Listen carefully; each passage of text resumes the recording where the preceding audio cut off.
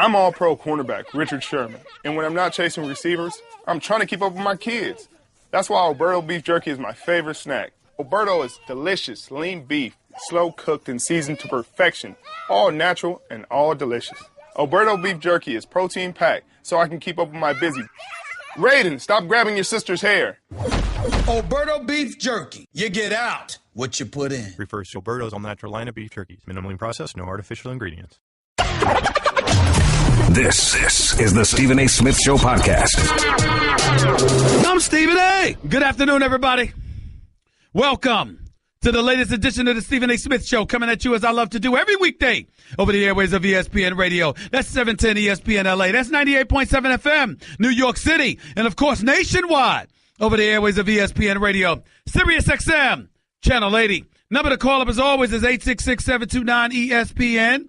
That's 866-729-3776. Lots of stuff to get into with you today. Ezekiel Elliott and his appeal hearing for his 6-game suspension handed down by the NFL. It's still ongoing, scheduled to stretch into tomorrow. That would be Thursday. We'll be talking about that.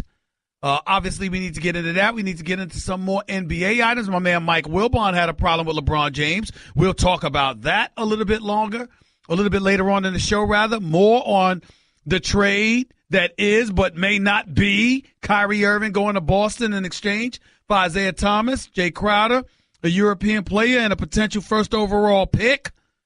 Lots of stuff to get into with that. Isaiah Thomas swearing to ESPN's own Adrian Wojnarowski that indeed he is not damaged goods. He expects to be ready, and anybody who thinks otherwise better check themselves, because this man is not finished handling his business. All of that and more to get into, but the news of the moment happens to be the announcement that came down a little over an hour ago that the Dallas Cowboys-Houston Texans game has been canceled by the National Football League. A game will not take place.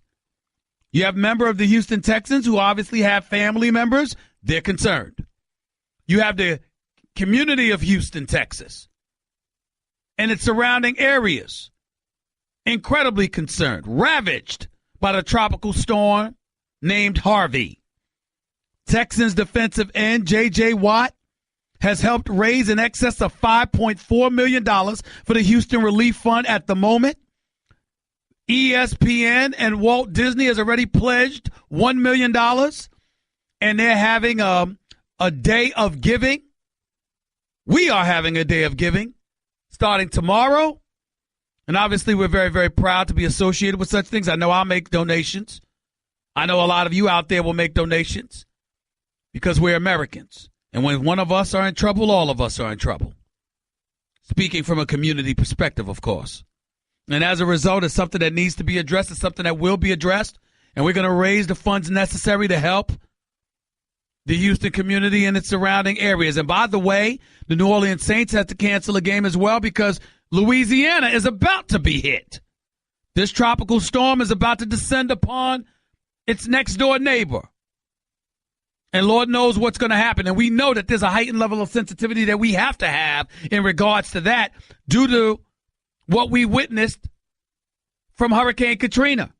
Remember how disastrous that was. I have to admit, though, and give my man Max Kellerman, my partner in crime, on First Take on ESPN every weekday morning, 10 a.m. Eastern Time, 7 a.m. Pacific. Max Kellerman talked yesterday about how, there's no problem if they have a football game, a meaningless preseason game, because he and I have the mindset there shouldn't even be preseason games. As violent and as physical as the game of football is, as far as I'm concerned, you're the top 24 players on the roster. You should not be participating in a preseason game. But I will say this. His idea that the game, if it's going to be played, all the proceeds should go towards the relief efforts in Houston. I actually loved that idea. I really, really did. And then the NFL stepped in and canceled the damn game. I don't understand why they did that. Particularly if the revenue generated was going to go towards the relief fund. Maybe that's something the NFL can explain, and maybe it's something they will choose to explain before we go off the airwaves today. We don't know. We hope so. But either way you slice it, clearly a lot of folks' hearts are in the right place, and it's being addressed with the fervor it deserves. You've got J.J. Watt. You've got Chris Paul donating $50,000.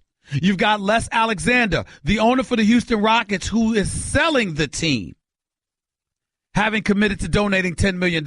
You have Robert Kraft, owner for the New England Patriots, who's made a donation. And that's just to name a few. And it's a beautiful thing to see because considering the way that we're struggling as a nation, or we appear to be struggling as a nation, the divisiveness that existed, the divide that occurred, that's obviously in existence in this country today, we were so focused on how far apart we are, ideas-wise, ideologically, etc., that somehow, some way we forgot what America was all about. And then we saw this unfortunate tragedy and tragic circumstances take place. 20 people at least have died. So obviously this is very, very tragic. We've seen that happen, and now we're seeing Americans in the sports world and beyond standing up, raising up, doing what it can to help their fellow man and woman. It's a beautiful, beautiful thing to see. Let's just do everything that we can to continue pushing that effort forward. 866-729-ESPN. That's 866-729-3776. That's one thing we want to talk about. The other thing we need to talk about is Jerry Jones. Now, listen, ladies and gentlemen, I can't stand, I'm on the record, we all know this, I can't stand Cowboy fans. I say that affectionately, you know, all in fun. I don't mean I hate them as human beings and stuff like that. I'm just having fun. I'm a native New Yorker. I grew up hating on the Cowboys. It's nothing new. But when you take the joke aside and you get serious about it, I'm not going to castigate Jerry Jones, the owner for the Dallas Cowboys.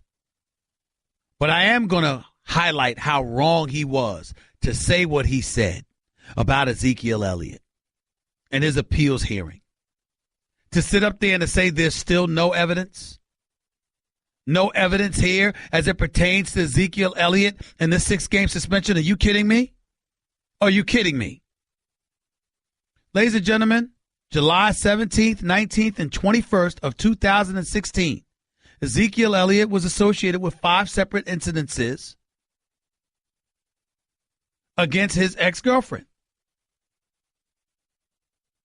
Yes, she threatened his career. Yes, she tried to extort him.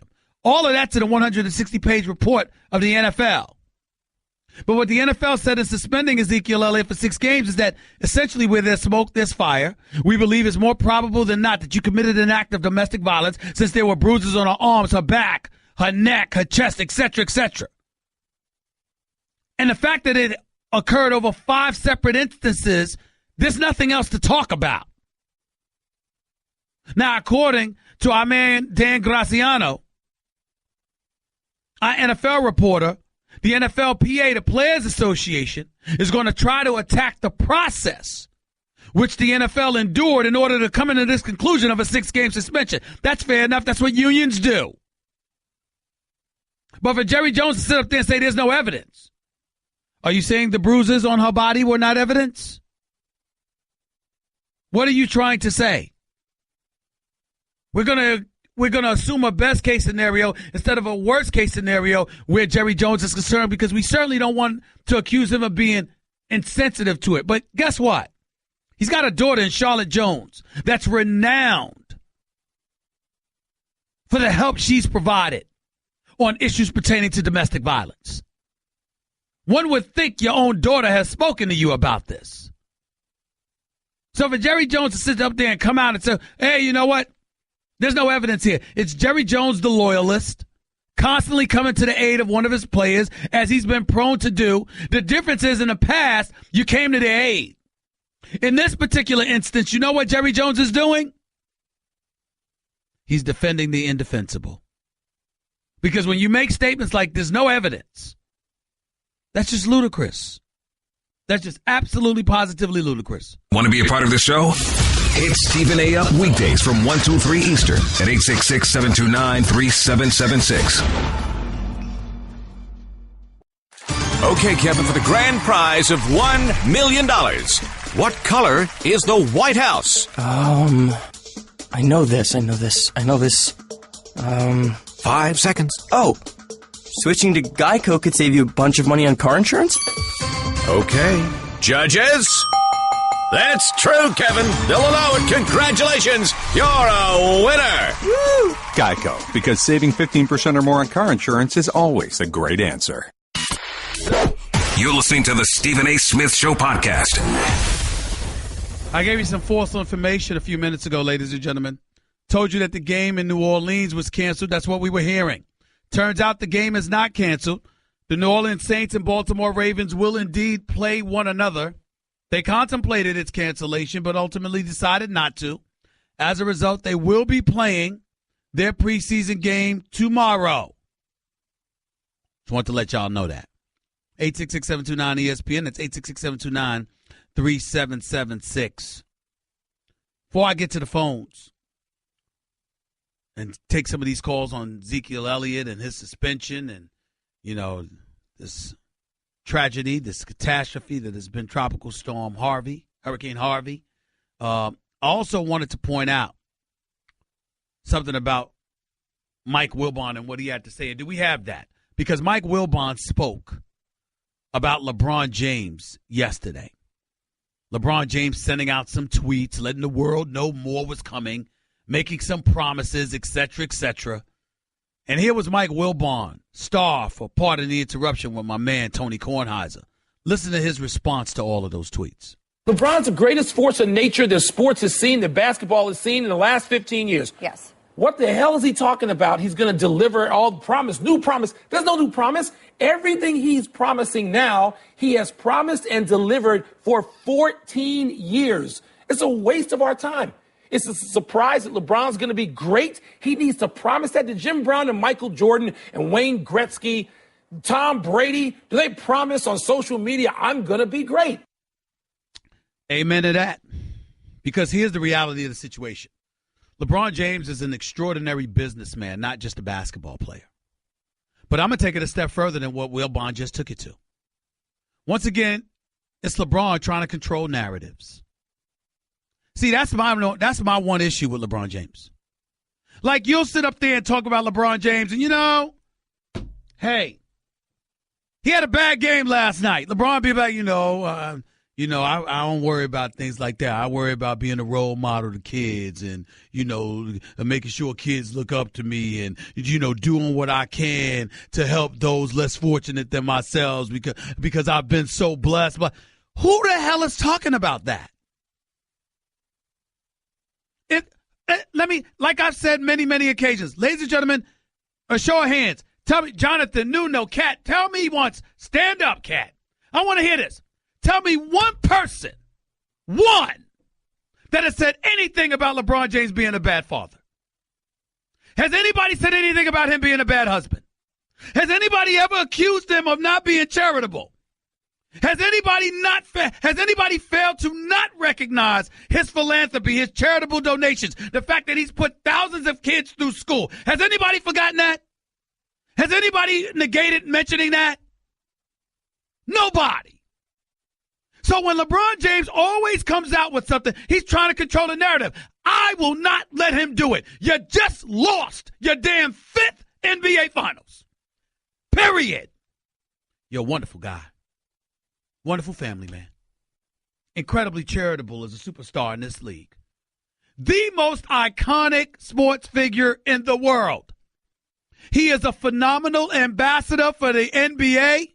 Adam Silver, all the employees for the NBA, every NBA team, every NBA reporter and pundit, including myself, should be thankful we have him. The NBA Players Association, led by the wonderful Michelle Roberts, with Chris Paul, CP3 as its president, who, by the way, is a pretty damn good person himself. All of these people should be thankful to have LeBron. D. Wade should be thankful to call him a friend and a brother. The same could be said about CP3 and Carmelo Anthony. Did I miss anything, John? Did I miss anything, Nuno? Did I miss anything, Kat? What the hell does that have to do with you losing your 5th finals? What does it have to do with it? Now, why am I bringing this up? This man loses in the NBA Finals in 5 games. They were down 3-0 on the verge of getting swept.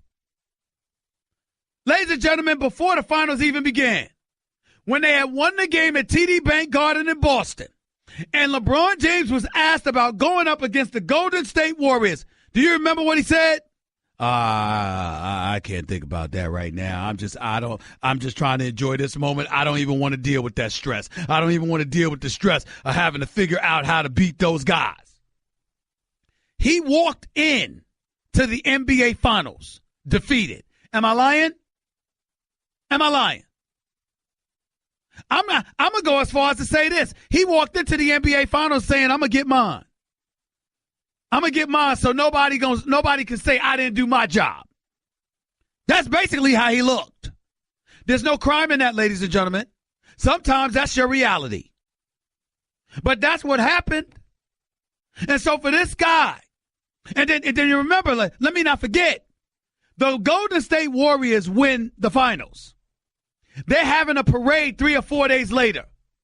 Why is LeBron James on social media showing himself in the weight room?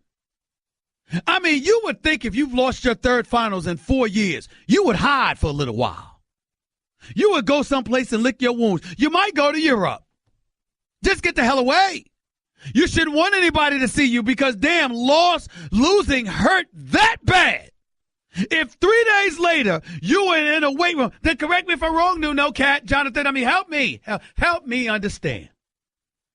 If I've lost the NBA Finals, why would I want anybody to see me in the weight room with me showing how I'm working out? I'm going to come at them on the day they got their parade. Ladies and gentlemen, that's about trying to market yourself and build your brand. That ain't about winning. That ain't about winning. Now, maybe it's unfair to measure this guy against Michael Jordan in a multitude of ways, or Kobe Bryant for that matter. And after all, they were living in different times, more so MJ than Kobe with the advent of social media and beyond. But did y'all notice how long it took y'all to see their face whenever they lost? I'm sorry, it may not apply to Michael Jordan because he never lost an NBA Finals. But I'm just saying, that's the point. That's the stuff that gets on my nerves with LeBron James. It's like, I mean, damn, go someplace for a little while and smell yourself after you lost. As opposed to, we know you're the greatest player in the world. You're an iconic figure, the preeminent sports iconic figure in the world. We get it. You're rich beyond your wildest dreams. Hell, you ain't rich, you wealthy. You got enough to take care of generations of LeBron James to come. You've earned it. You never cheated anybody along the way. You're phenomenal in every sense. And I applaud this man, and I'm happy to be covering him because he's that great. But damn, I mean, just disappear when you lose. Am I wrong, y'all? Am I committing a crime to want to wonder about what he has in store for us next because he's just that ticked off having lost again? When I see him so conspicuously in our face, knowing that he's a runner-up for the 3rd time in 4 years, you know what that says to me? He'll try to win, but is it really a priority? Because you would think this dude would be killing himself. You would think he'd be unpleasant to be around. You would think he'd be unpleasant to talk to and beyond having lost. But that's not what we get. That's my issue. And doing something else to put himself front and center in front of us all tells me he's trying to control a narrative, and I am not going to let him. You lost. Kevin Durant and them stacked the deck, true. And the odds were against you, absolutely. But now, that ain't the case. They might be the favorite, but if you were the best in the world with a year under your belt and this trade works out and y'all come out of the East with Isaiah Thomas, with Jay Crowder, with essentially 2 starting fives on Cleveland's roster, what's your excuse going to be then? I don't want to hear it.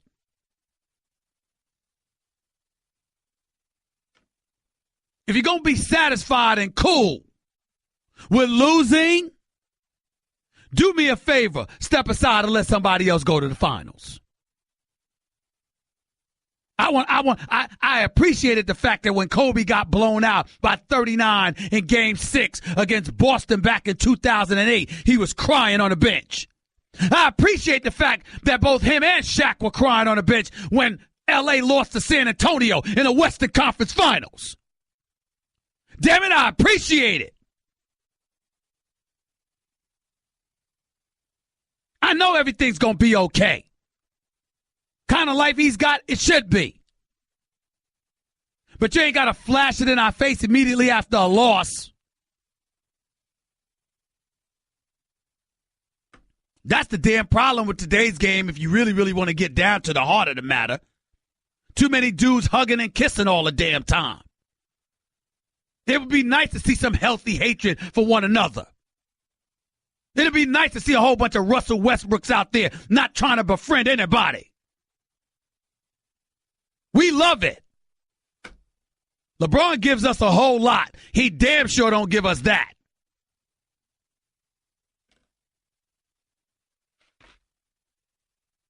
I mean, damn, is it a crew of y'all or is it a harem? What is it? Go to break. I'll be back in a minute. Guess what? You're in the middle of the Stephen A. Smith Show podcast. Damn it, I mean it! Got to remember something about J.J. Watt, because I was talking about LeBron James and Ezekiel Elliott. Not that they deserve to be mentioned in the same breath, because LeBron James is not associated with domestic violence. That would be Ezekiel Elliott. Just 2 separate segments. I was talking about these things. Also mentioned J.J. Watt earlier.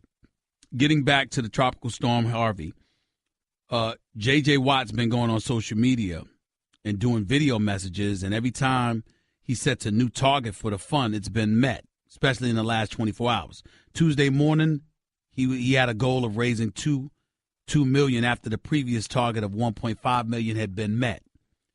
It was raised to $3 million later in the day, then $4 million, then $5 million. All of it has been met. Now he's at $6 million.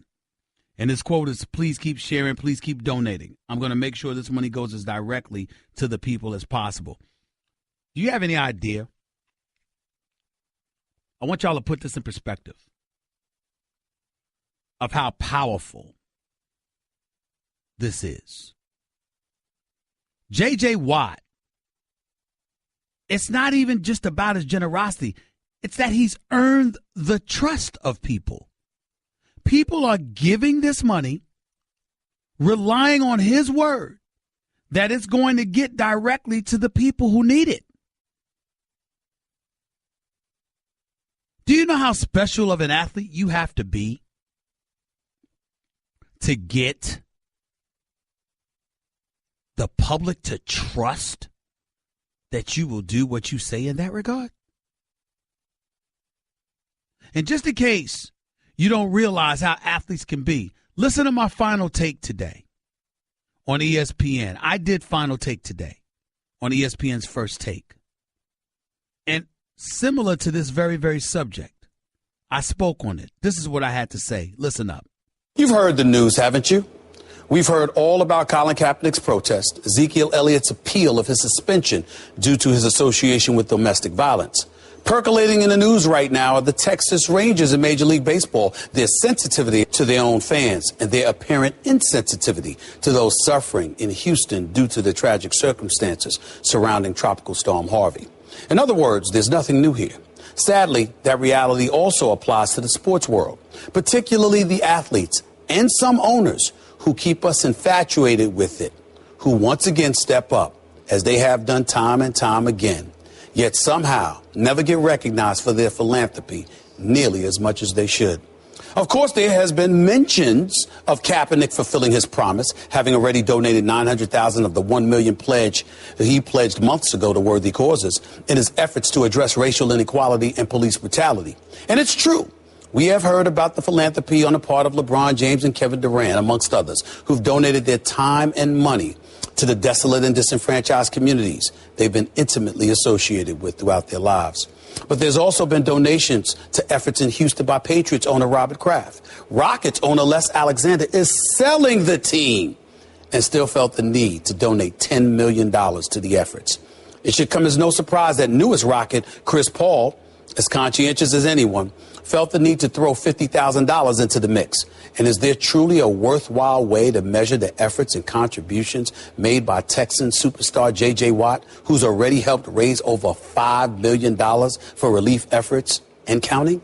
Newsflash, ladies and gentlemen, none of those individuals are obligated to do anything.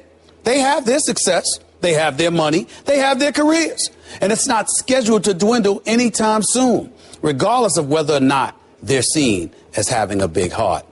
Yet they do so anyway, as they always have. Because in the end, that's what sports, the sports world, has always been about. These individuals don't just do what they do for the cheers. They do what they do to provide us all with a reason to cheer.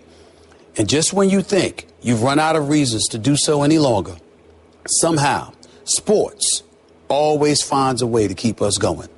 Maybe we should remember that from time to time, particularly when the next story tempts us to knock these people down. There you have it. That's what I had to say. I hope you heard me loud and clear, because that certainly applies to J.J. Watt right now and so many others. 866-729-ESPN. That's 866-729-3776. Chris in L.A., you're live with Stephen A. What's going on? Hey, Stephen A. Just what you said on what J.J. Watt doing. He's just doing a fantastic job out there. I want to commend him for the job he's doing out there for what's going on in Houston right now.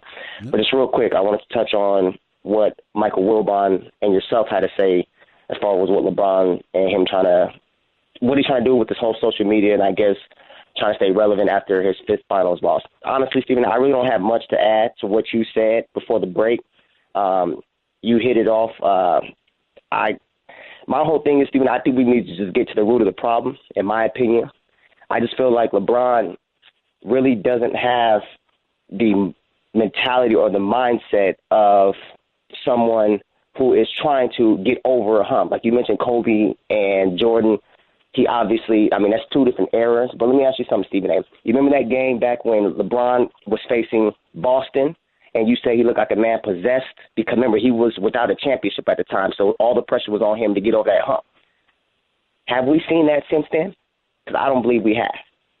Well, listen, I just think that, I don't want to – first of all, we all know that LeBron James exhausts every measure to try and win. We certainly can't accuse him of not doing that. But I think the thing that gets on my nerves is that he wants to focus on things that people cannot dispute. Who would dispute anything about him as a human being in terms of what he does for underprivileged kids and things of that nature? No one would do that. But what does that have to do with whether or not you win?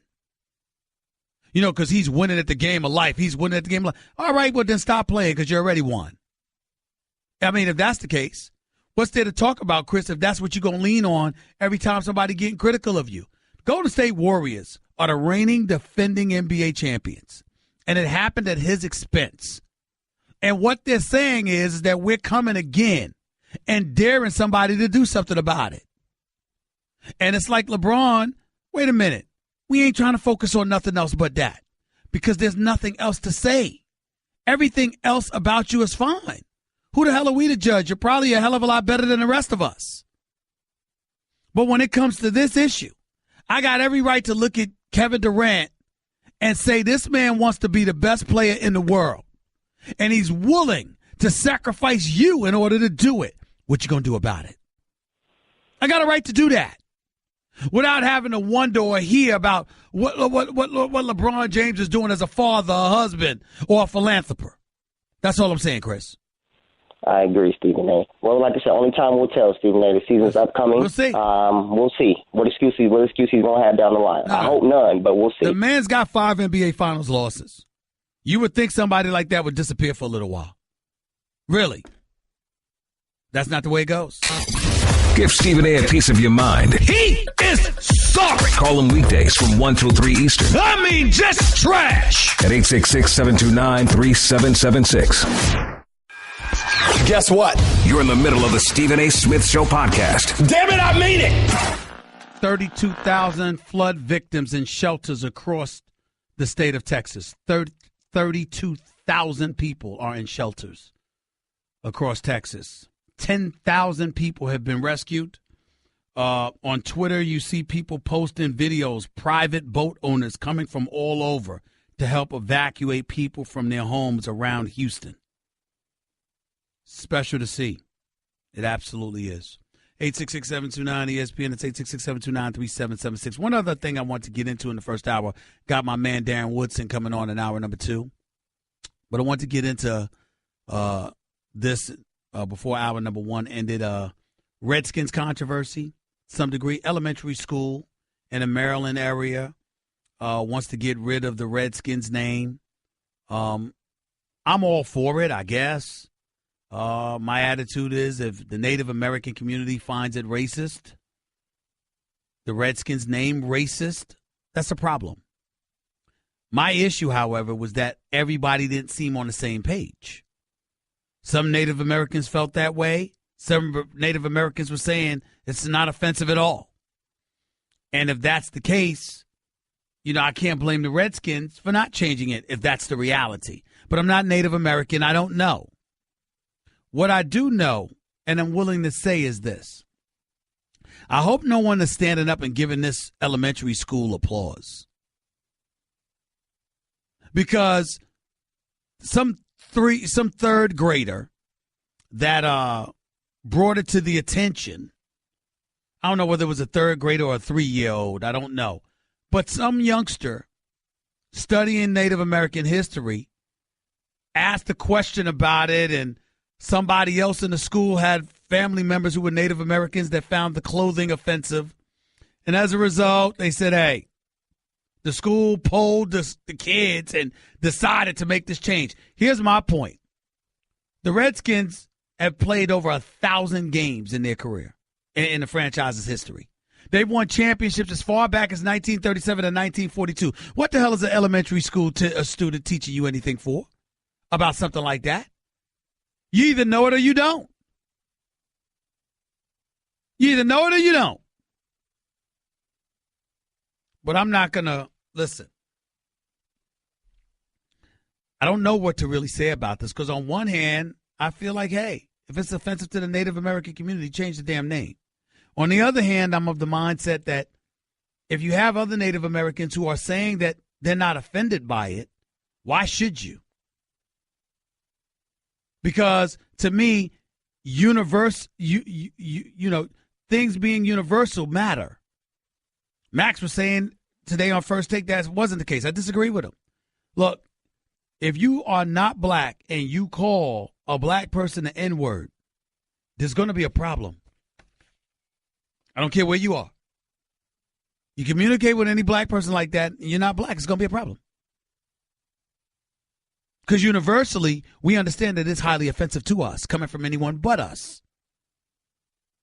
But if the Native American community is divided on this issue, whoa. Carlton in Massachusetts, you're live with Stephen A. Only a couple of minutes, buddy. Go ahead. So now we're turning third graders into agitating anarchists, huh? I guess so. This is insane. This is literally insane. The Annenberg poll in 2004 and the Washington Post poll in 2016 both found out that 90% of Native Americans look at the Washington Redskins name and are not offended in any way, shape, or form by it. In fact, a lot of them look at it with pride, which is exactly what Dan Snyder and the whole Redskins organization looks at it as. Molly on your show needs to be drug tested, maintaining that the word definitely means the scalp of a Native American. Yeah, Dan Snyder named his team the Washington Scalps of Native Americans. It's just idiotic what's happening in this country. I told you a couple of weeks ago, 3 Oregon schools, one of them a grade school, changed their name from Lynch, the founding family that, provided a lot of the money for the school, lest it offend somebody. So I said, Marshawn Lynch has to change his name, doesn't he? Because his name might offend somebody. This is bonkersville. These are just people that are literally agitating anarchists that want to get upset about something. It was the same thing with the Confederate statues. Charles Barkley was 100% right when he said he knows no African Americans that gave a hoot about that until the agitating anarchists got involved and wanted to, turn it into some god-awful issue to divide people. My only challenge on that is those African Americans who may have given a hoot about it are not necessarily individuals that Charles Barkley would have known about. They didn't, Stephen A. Come on. Well, in your 50 years on this planet, have any of your friends walked up to you and said, we got to get rid of that statue? No, wait a minute. No, but I do know friends of mine who are members of the NAACP who felt otherwise. That's all I'm saying. You can't speak blanketly. That's all I'm trying to say about that. The agitating anarchist part, minority. All right, well, he said he doesn't know anybody. He didn't say anybody except or anybody excluding. He said anybody. That's all I'm saying. We do have this agitating anarchy contingent. Okay. They are known as Antifa, and all of these rallies are getting more and more violent. I will agree with you there. The Antifa, I was glad that our representative, Minority Whip Nancy Pelosi spoke out against them. I got to get ready to go, Carlton, because we've got a hard break. But I do appreciate your point, and I appreciated Nancy Pelosi calling them out. These folks are wearing masks and what have you. We don't know who the hell they are, and we don't know what their real agenda is. So I appreciated them getting called out. That's just a sample of what you'll hear on the Stephen A. Smith Show. Weekdays at 1 p.m. Eastern on Sirius XM Channel 80 and the ESPN app.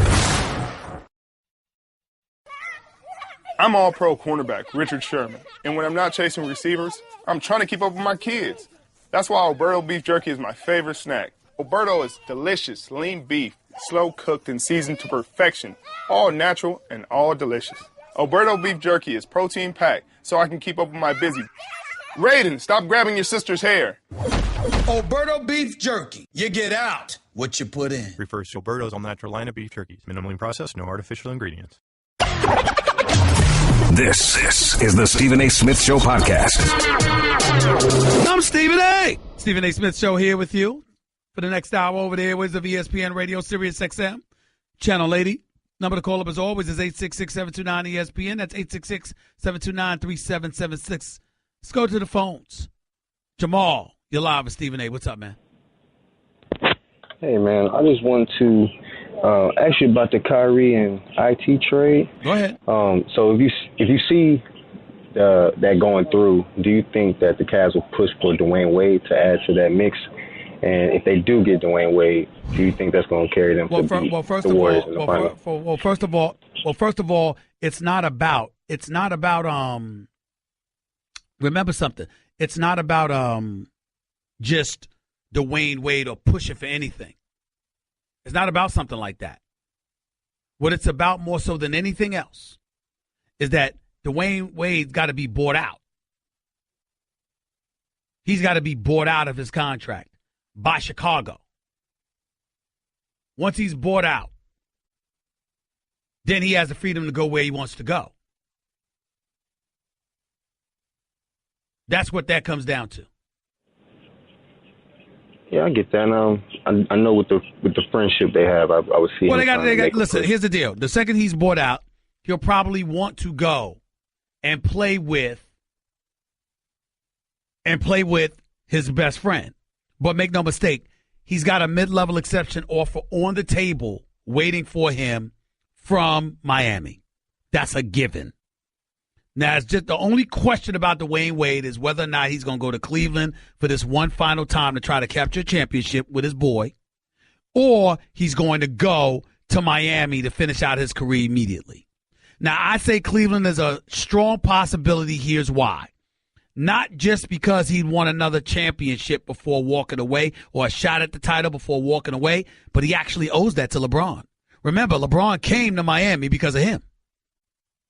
So why would he come to Cleveland because of LeBron? You see my point? I do see your point. So he'll probably go to Cleveland. It's not definite, but he'll probably go to Cleveland before he ends up in Miami. But Miami will bring him back to close out his career in South Beach, without question. Gotcha. That makes sense. And if you have time, one more thing to speak on that, what you were talking about with LeBron is hour number one.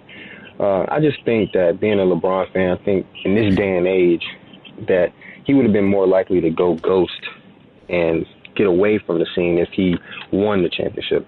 I think that from that loss, he's trying to show his fans and show his supporters that, yeah, we're going to come back even stronger, even ready. I know he's not. No, he's not. No, he's not. You know why? Because he's not saying we. He's saying him. He don't speak for anybody else. You can't have that kind of mentality when you could take it or leave it, whether Kyrie stays or goes, which is what he has told everybody. He going to be all right no matter what. If he's going to be ready to go in September, with or without Kyrie. When what you should be thinking about is who's going to give you the best chance to win. That's what you should be thinking about. But he's thinking about what he's going to do. So you're not accurate there. Okay. Take it easy. Mustafa, you're live with Stephen A. on ESPN Radio. What's up, man? I'm doing good, man. 2 points. One about LeBron, one about the Kyrie Irving trade. Yes. LeBron James, I understand about controlling the narrative. I understand that point. But he's marketing himself, and we all know that. But the finals losses, bro, Jordan never faced a team as good as the Warriors, man. And not everybody is wired the way Kobe and Michael Jordan. Those guys are killer mentality. Those guys are killer assassins, bro. And LeBron James, if his mentality is if he gave it his all and he has no regrets, then he's satisfied. You know what? I lost, but I gave it my all. That's all I can do. I can respect that, Mustafa. I can respect that and appreciate that. What I'm saying, however, is that, I'm not asking you to be them. I'm simply saying, listen, there's a problem when you feel the need to post a video the day of Warriors championship parade. There's a problem with that. Yeah. I mean, that was less than a week after you lost. What are you doing? Right. It's like you want every moment to be yours. No, you don't get to do that when you lose. You get to do that when you win. Right, but the point with Michael Wilbon is we can't make the assumption that Michael Jordan and any other great athlete would have been quiet the entire time. Who knows what they could have been tweeting or doing anything. They didn't grow up in that era, so we can't make assumptions. I agree with you there, but Michael Wilbon knows Michael Jordan, as do I. And we can assure you Jordan wouldn't have been tweeting. I promise you that. I hear you. Another point about the Kyrie Irving trade there, Stephen. Avery Bradley was a huge loss to the Boston Celtics. Him and Jay Crowder. Huge. I think Avery Bradley is going to thrive in Detroit. And they should have pulled the plug on that Jimmy Butler trade, in my opinion. But I believe... You mean they should have done the deal. You mean they should have done the deal. Yes, they should have. I agree. They should have.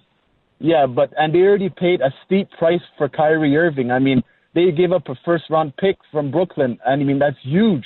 Yeah. Plus these other two things we already all know about. But my question is this, Stephen A.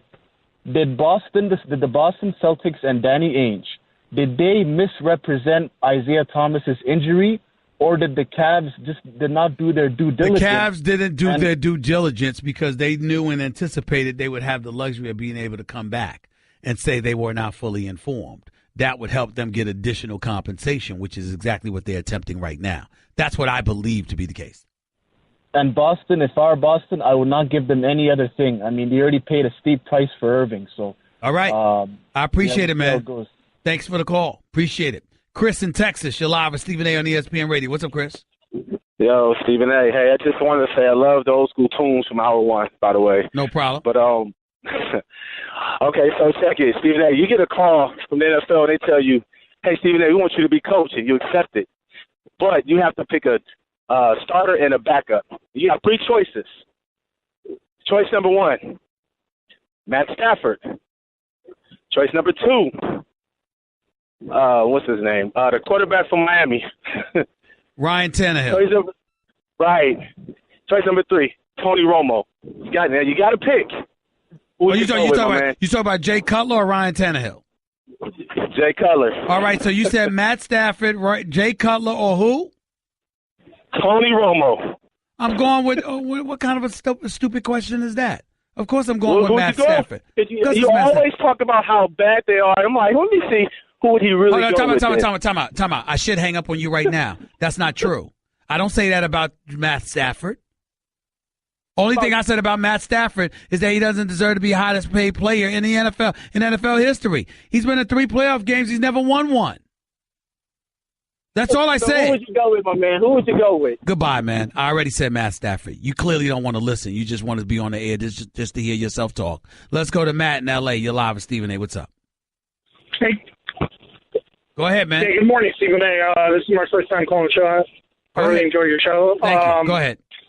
Yeah, the NFL, it's a big joke to me. I mean, you got these big organizations, doing their own investigations, and then you have these owners that are just, supporting their players, and you got these players that are making excuses. It's like a big circus. There's no consequences, and then they come up with these suspensions that doesn't make any sense. I mean, 6-game suspension, what does that even mean? I mean, and then you have somebody like Ezekiel Elliott is going to appeal it. I mean, what is the appeal going to do? Is that going to, reduce it to 4 games? It's possible, or it may not get reduced at all. Might not get reduced at all. It's just a big circus. I mean, you got big money coming in, and everybody's out of control. Okay, I got you. I appreciate the call. Thank you so much. Catch the Stephen A. Smith Show live on 98.7 ESPN New York, ESPN LA 710, and Sirius XM Channel 80. You just can't make this stuff up. Weekdays from 1 till 3 Eastern. You're listening to Love Advice with Leanne. Caller, you're on the air. Hi, Leanne. Long-time listener, first-time caller. Why, in your professional opinion, do you never take my calls off the air? Is this Carl? Yep, it's Carl. I mean, we had a few dates. Everything was great. I thought, Well, when you switch to Geico, you could save a lot of money on car insurance. Okay, awesome. You should call them. I will. Geico, because saving 15% or more on car insurance is always a great answer. You're listening to the Stephen A. Smith Show podcast. By the way, J.J. Watt, it's up to $6 million. He started out in pursuit of raising $1.5 million in funds. He kept upping it every few hours because people kept exceeding the amount he asked for. Now he's asked them to pledge up to $6 million, and he has received it. So there's no doubt he'll probably push the number up to $7 million. He'll probably receive that too. He's looking for $10 million, Now he's in pursuit of $10 million. Looking at CNN Live right now, 19 dead as storm makes devastating new landfall. Helicopters lifting folks up, rescuing them as we speak. Rescue effort is still ongoing. This is something else. It really is. Corey in New Jersey, you're live with Stephen A. What's up, man? I just wanted to call in when you had made the statement about the core of America and everybody coming together. I disagree in a way with that statement. It's the same people that normally come together, and that's not, that are helping out and stuff like that. That's not the core of this country. This country wasn't built upon those type of things like that. So I just disagree with your statement on that behalf. Hold on. Who said that the country was built on that? I didn't say the country. I didn't say the country. Hold on. If you listen, then you'll hear me. I did not say the country was built on that. I said that's the best of us. That's what we've consistently done throughout recent history, and it's something we need to continue to do. That's what I said. Clearly, that's not what the country was built on. Yeah, all right. That's what I misheard you, because that's why I wanted to call and get that straight. But that's why I was going to call in and say I disagree with that. We far from that. You know, we far from that. I think, we got a long way to go. I think on many occasions we've seen the generosity of the American people. I think we're seeing it now. I think we've seen it on several occasions in the past. It's obviously something that we need to continue to do and get better at and improve upon it. But our core, particularly in the modern day era, in times of tragedy, whether it's 9/11, whether it's Hurricane Katrina and beyond, I do believe that we have come together in a lot of different ways. Not everyone. There always could be more, but a lot of Americans step up and show the better part of themselves, and I think that's what's happening today. I appreciate the call. Thank you. Let's go to Nikolai in Beverly Hills. You're live with Stephen A. What's up, man?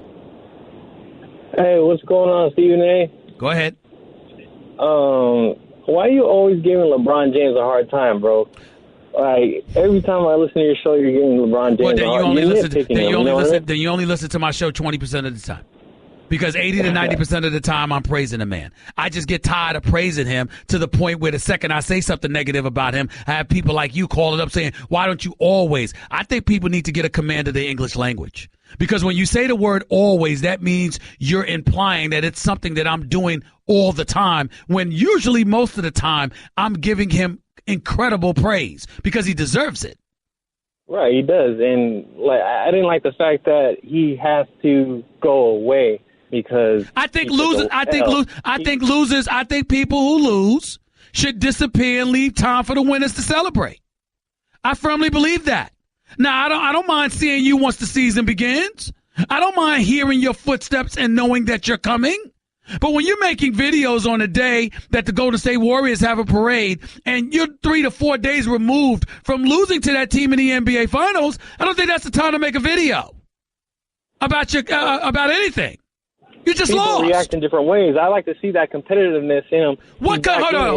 What competitiveness? He just lost. Yeah, but it matters to me when I saw those 5 games.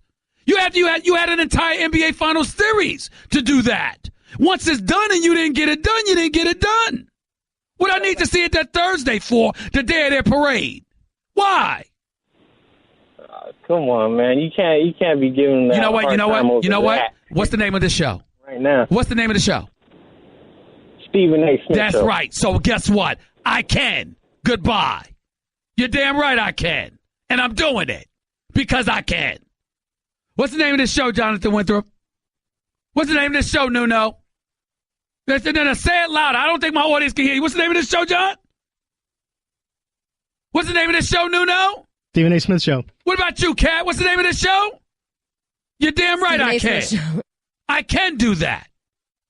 Nikolai and Beverly Hills, when you get your own show, you do something different. If you just lost, I don't want to hear from you. Take some time to wallow in that misery. Suck it up. Maybe you'll prioritize winning a bit more next time instead of conceding defeat before you even played them. That's me. And that's the way I'm going to stay. Mike in New Jersey, you live with Stephen A. What's up? Yes, sir, man. I'm so glad you're getting on LeBron like that. And these Cleveland Cavalier apologists, I mean, they get on my nerves. I said, the guy lost 5 series. Then they say, oh, well, they didn't play against anybody tough like the Golden State Warriors. But, hey, Kobe went against the big 3, and you can't name Kobe starting 5. Look, man, I'm just tired of people acting like if you say one bad thing about LeBron, you always crucifying him. We praise LeBron James all the time. But that don't mean we got to – I mean, what is he going to do next? He going to go to the toilet and you want us to tell him it smells like perfume? What's next? What's next? He's a great guy, off the court. Great guy, great player, but you lost. You lost. Hey, wasn't he the one that said not 4, not 5, not 6? What was he talking about? Look, man. Final losses? Look, let me tell you something right now. If LeBron ain't careful, this is KD's time, if we're being honest.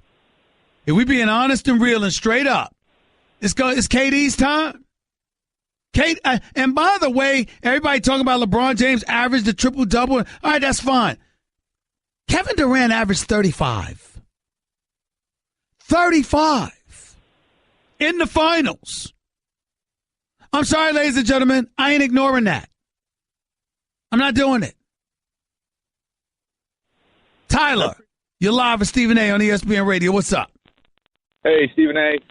Just had a question. What's the difference between Matt Stafford getting paid the way he did and Derek Carr getting paid the way he did? Because in my eyes, I see that there's not much of a difference. Actually, Stafford's done more, but isn't it all circumstantial? No, not to me. Not to me. Here's why. Derek Carr got hurt, A. B, Derek Carr and that Oakland Raiders offense seemed to be high octane. C, Oakland is on the come up in a very significant way. And you're talking about a core young nucleus. Derek Carr didn't have all of these years of failures. You look at Matt Stafford. I'm not questioning his ability at all. I'm not questioning what his talent deserves at all. I am just allergic to sitting there and saying that somebody that's made the playoffs 3 times and has missed it the other 5 in his career, who has never won a single playoff game, deserves to be the highest paid player in the history of football. I understand it's all relative to the day and age that we're living in, the television contracts, the new, the collective bargain. The salary cap getting upped, and I get all that. I understand it.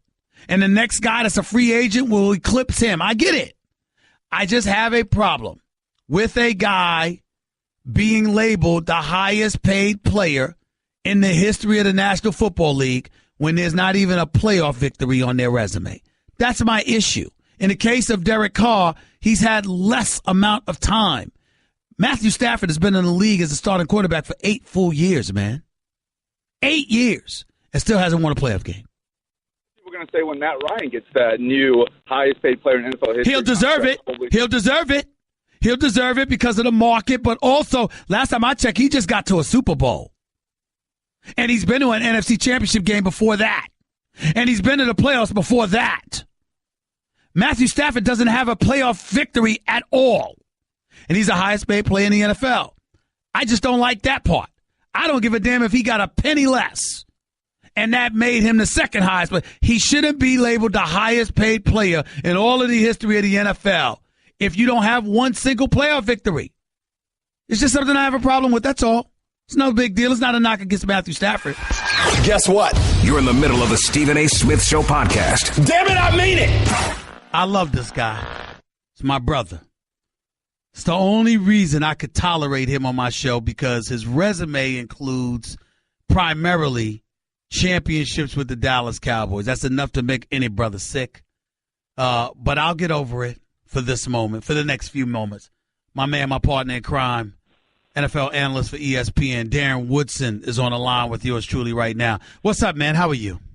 I'm doing good, man. It's been a good day. You took care of me earlier, though. I got to give you that. You could have went all the way in on me early on first take. I did not do so, but I will ask you in all seriousness, Darren, in all seriousness, how do you think this whole appeal situation with Ezekiel Elliott will play out, and how do you think it should play out?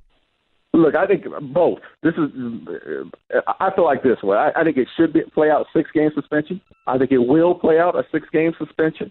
I think the Cowboys, as much as talking as Jerry has done through this process, basically saying that he is innocent in the process, will deal with it as a 6-game suspension. I don't think this is going to go to the Supreme Court and the Tom Brady aspect of things, how it went to the next level. I think they're going to get the suspension because that's the climate right now in this league. It's for domestic violence, however you want to cut it, it's a 6-game suspension, and I think they're going to deal with it that way. I don't think you're going to hear much from there. There'll be some complaining, but in the end, it is what it is. And there's a part of me, Stephen A., that says, and even in my small discussions with Stephen Jones and some of those in the Jones family, that they know this is coming.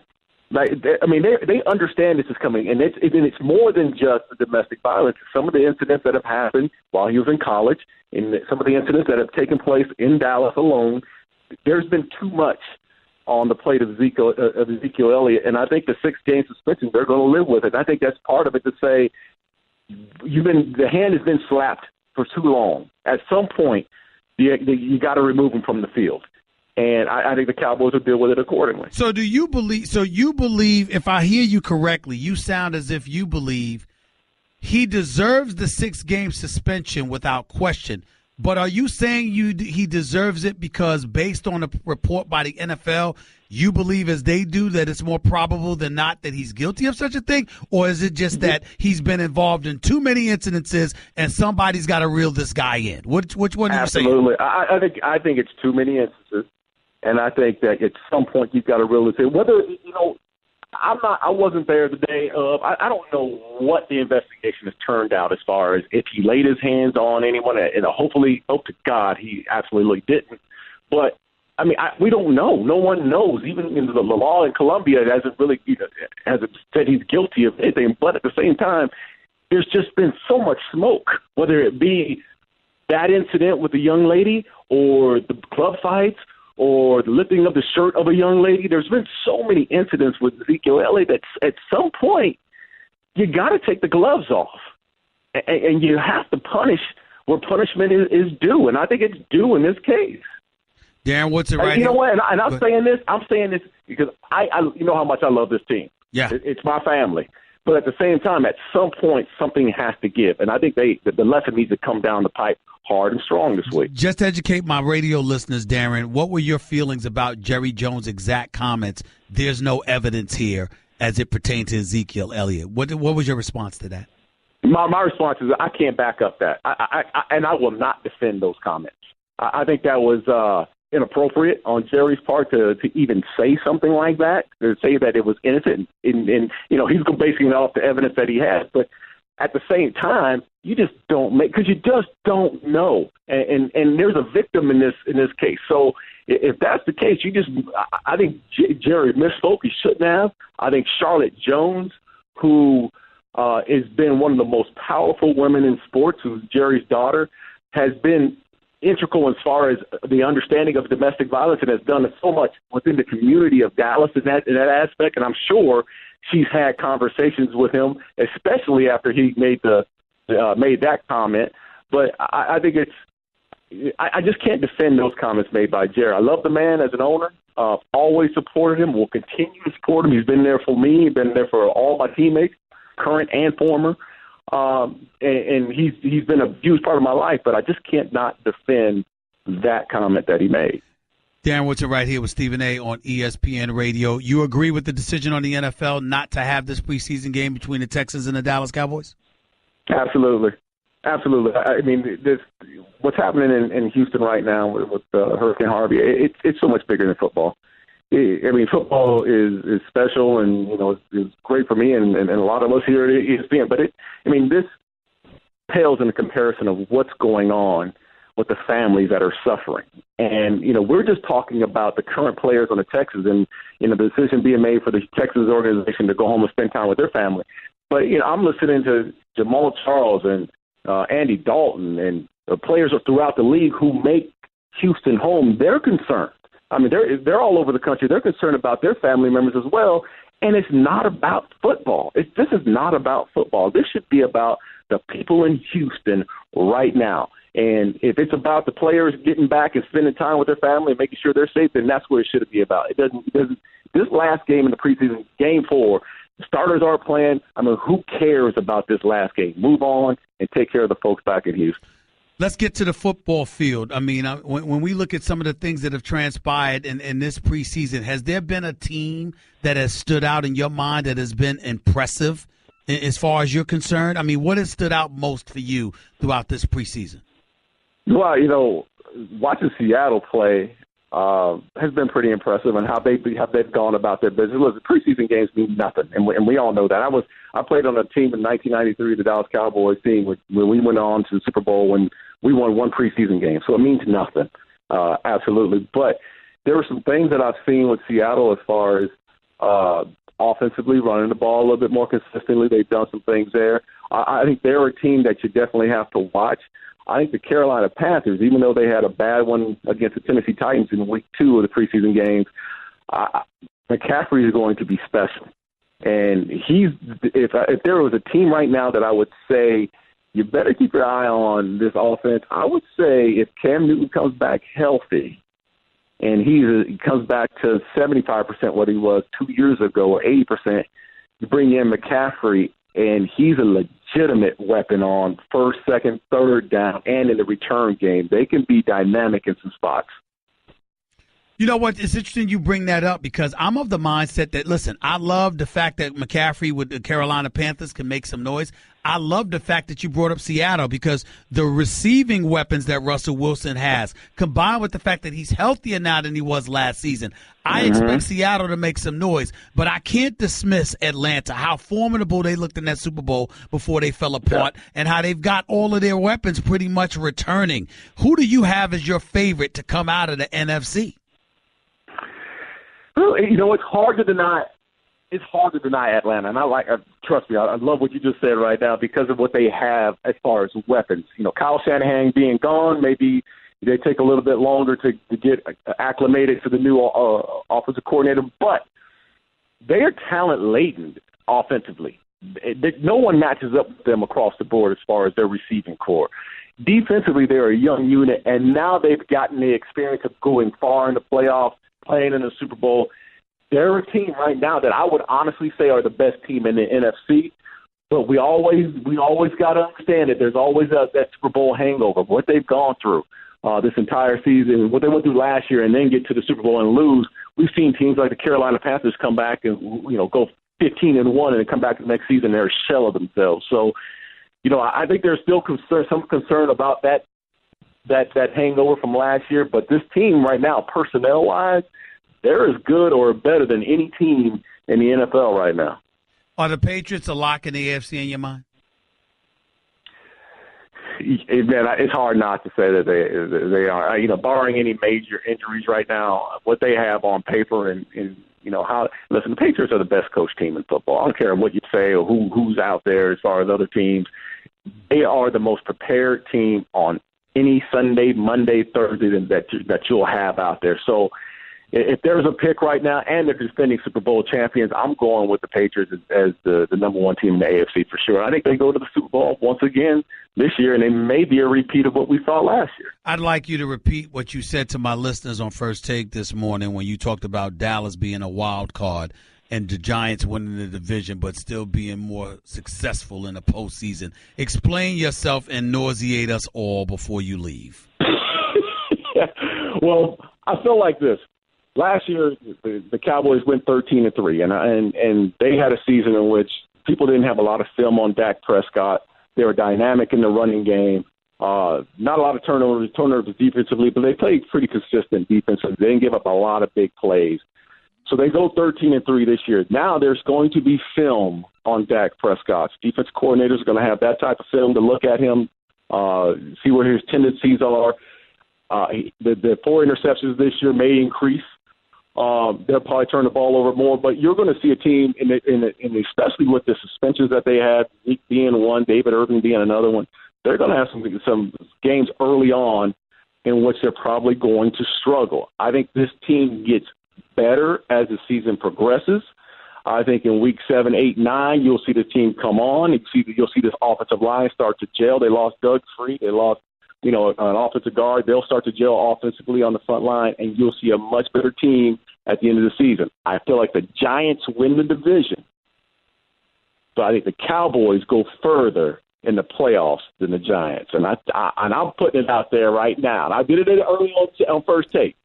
Cowboys have a legitimate path to the Super Bowl. I think they'll be legitimate. Boy, I cannot wait this season as far as the playoffs concerned. I cannot wait until I am in Dallas with you next week. I can't wait. I can't wait. Don't worry about everybody. You got security. I ain't scared of no damn Dallas Cowboy fans. Hell with y'all. Hell with y'all. You up at the airport. I'm picking you up at the airport. I'll be there. I'm getting there early. I can't wait.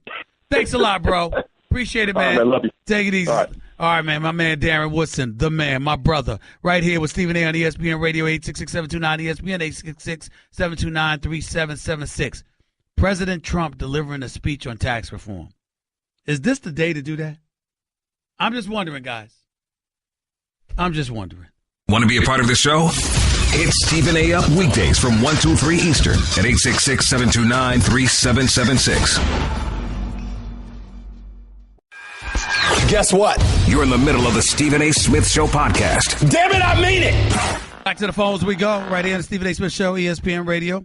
Let's get these calls out the way before we get on out of here. Let's make it quick and concise. Marcus in New Jersey, talk to me. What's up?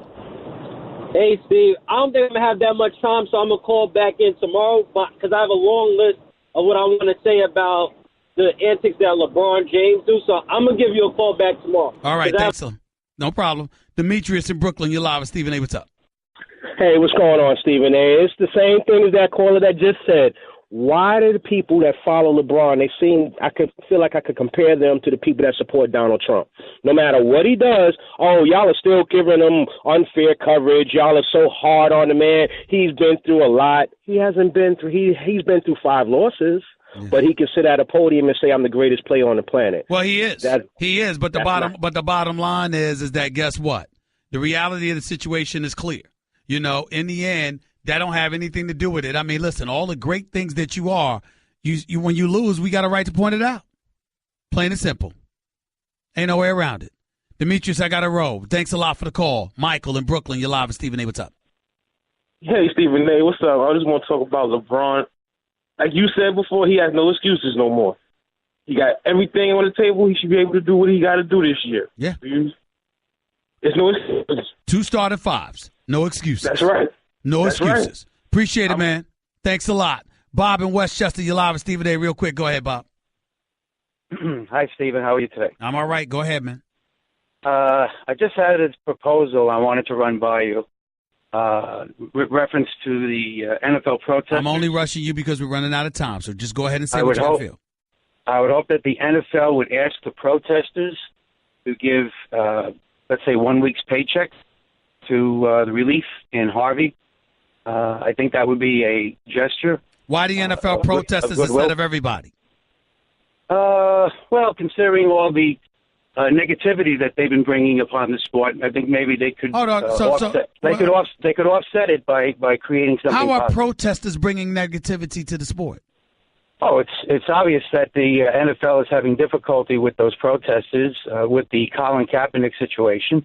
They're protesting. They're making their cases felt, but that's not harming the NFL.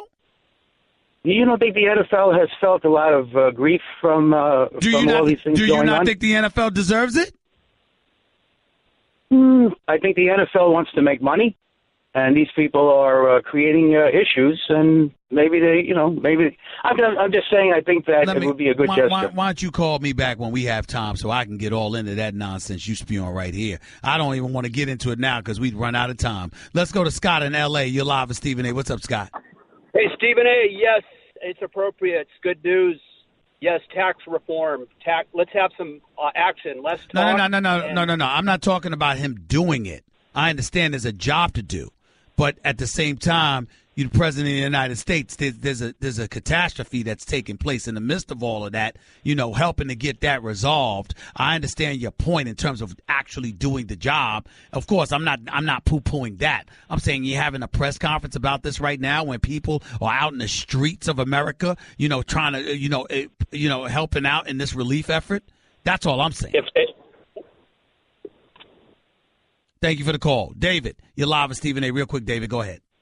Hey, how you doing, Stephen A? I want to preface my quick comment by saying my heart goes out to you about your mom. I'm a long-time listener, first-time caller. Thank you. I lost my mom to cancer in 2010. Thank you. Stephen A., I just wanted to say real quick, man, that your caller earlier, Carlton, has to understand that just because we have people, I'm black and Native American, Stephen, just because we have people that sold us out and say it's not offensive to them doesn't mean that the United States and everybody as a whole should look at the point that a lot of people are hurting by that logo. No human being should be used as a logo. And that's what it is to us. And yeah, you're going to always have people that are going to come out and say, well, it's not offensive to me. It's not. They could have a team with the N-word. A lot of us would be offended. I guarantee you there would be some that come out and say it's not offensive to them. So what you have to do is look at the heart of the matter. The spirit of the matter. There were 500 million native people on this land before the Europeans came here. They wiped us out, and now they're using our face as a logo. I got it because we're running out of time. I totally understand your point. I get where you're coming from. That view isn't shared by everybody, but it is shared by some, so I can appreciate and understand exactly where you're coming from, and I certainly want to be sensitive to that. Got to get on out of here, but I'll be back in 22 hours. college football season's about to start. We're going to get into that in the next few days and more. Stephen A., talk to you tomorrow. Peace and love.